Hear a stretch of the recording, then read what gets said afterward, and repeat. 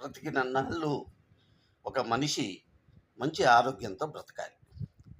ఆరోగ్యానికి మించినటువంటి సంపద ఈ ప్రపంచంలో ఇంకోటి లేదు. ఆరోగ్యాన్ని అశ్రద్ధ చేసుకొని సంపద కోసం గనక పురాకులాడితే వాడికి శోకం తప్ప ఏదీ మిగలదు.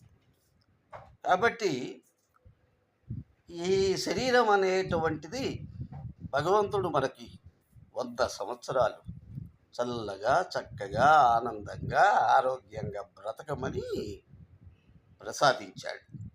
మరి లేనిపోని దురలవాట్లతో మన ఆరోగ్యాన్ని మనం భంగం చేసుకోవటం ఎంతవరకు సబబు చెప్పండి?